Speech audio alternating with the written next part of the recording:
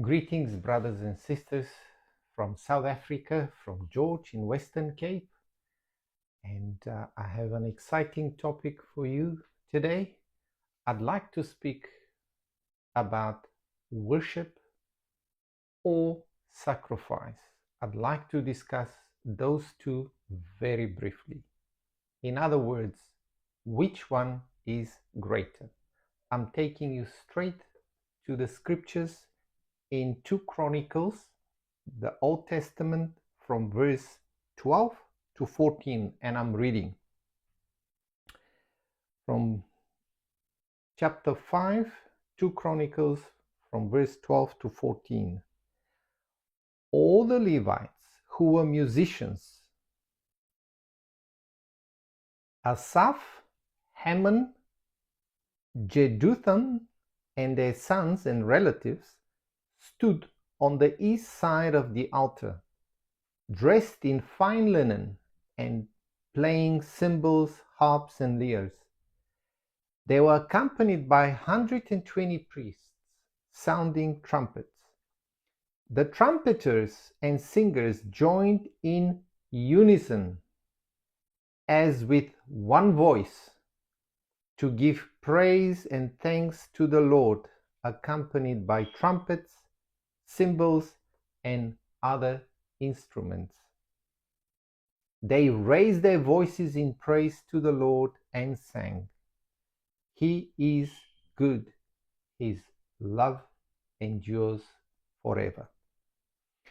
Then the temple of the Lord was filled with a cloud, and the priests could not perform their service because of the cloud. For the glory of the Lord filled the temple of God. I'd like to mention verse 6 of the same chapter, which reads, "And King Solomon and the entire assembly of Israel that had gathered about him were before the ark, sacrificing so many sheep and cattle that they could not be recorded or counted." Here is an interesting part. They were doing what the law prescribed. When you dedicate something to the Lord, especially the temple of the Lord, Solomon's temple, and they had to offer sacrifices according to certain numbers minimum. But if we go to chapter 7, verse 5, it says that they give some numbers on the sacrifices, just to give you an idea. 22,000 cattle and 120,000 sheep and goats. And as I mentioned, verse 6 says they could not count all the sacrifices without number. There were so many. So that means it could have been more than that. So we see that sacrifices are offered above number and be counted. And yet we see that the glory of the Lord did not appear. But something happened when the musicians assigned by David, Solomon's father, specifically for praise and worship, and stood on the east side of the temple, and they lifted up their voices with all the priests in unison as one, then something happened. The glory of the Lord appeared in a cloud and filled the temple. That is remarkable.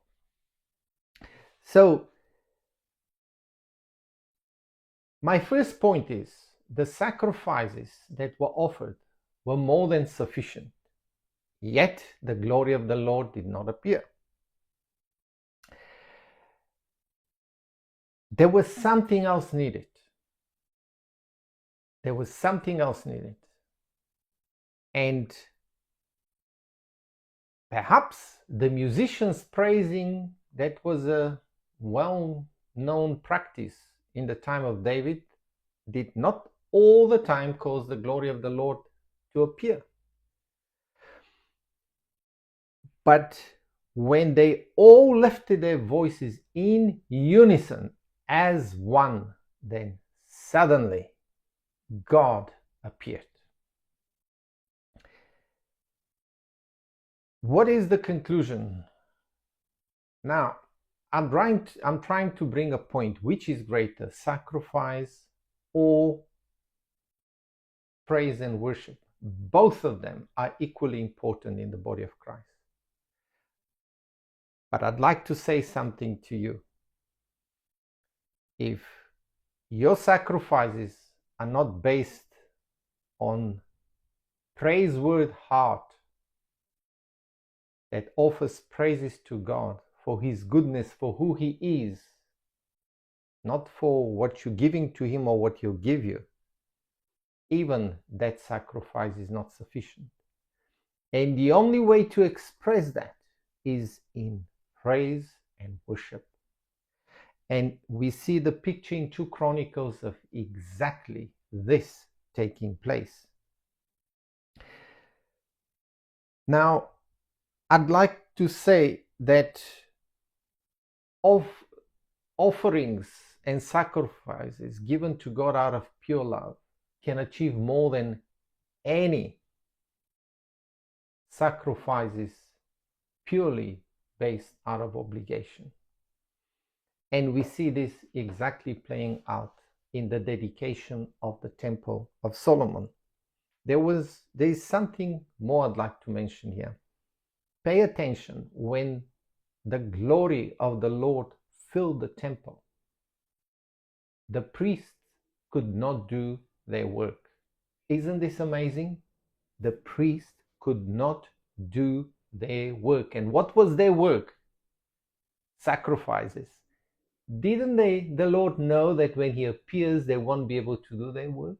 And yet He was the one demanding, according to the law, those sacrifices. What does that show us?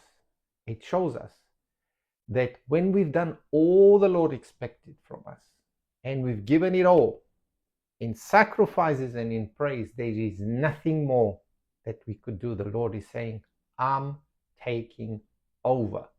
See my glory, rejoice in my presence. Brothers and sisters, many of you have struggled with issues. Many of you have lived your life for the Lord, and there's something that troubles you, something that you feel you may have not received, something that causes you to feel the Lord has forgotten about you. Let me tell you, the best sacrifice you can offer to the Lord is praise for who He is.